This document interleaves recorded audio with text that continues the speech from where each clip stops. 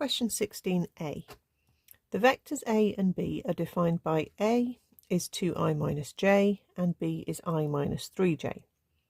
So first of all, we have to, part A, find a unit vector in the direction of vector A.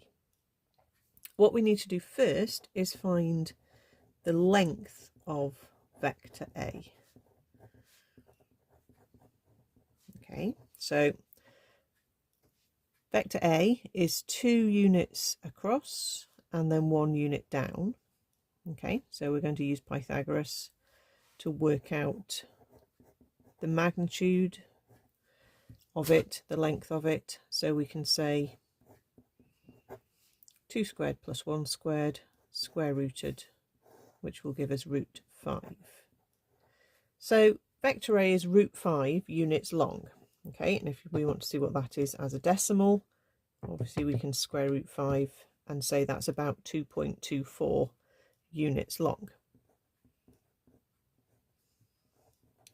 Now, a unit vector has length 1 unit. Okay, it's just length 1. Okay, so we want a vector that is going in this direction, but that isn't 2.24 units long, it's only 1 unit long. So we basically need to reduce our vector by this scale factor. We need to change it from being 2.24 units in length to only 1 unit in length. So we do that by dividing our vector A, okay, 2i minus j, by the length of A. Sounds a bit weird, but it looks like this. The unit vector is 2 divided by root 5 I minus 1 divided by root 5, because really the coefficient there is a minus 1 j. Now that does look a bit weird. I'm not necessarily going to need to turn that into decimals, but obviously you could work out 2 divided by square root 5, and that's approximately 0.894 in the I direction.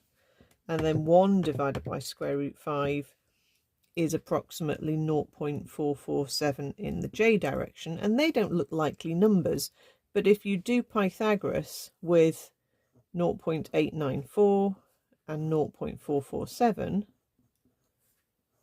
you'll find that you get a vector going exactly the same direction, because it's still got the same proportions, but the length is horizontally is double the height vertically. But if you actually square, now I've obviously rounded it, so it's not going to be exactly right, but we can check that if we square that and we square the other one, add them together and square root, we basically get a vector of length 1, give or take our rounding. So it's probably better to leave it in surd form. Okay, this would have length exactly 1, and it's going in the right direction. Okay, so that's how you do the unit vector.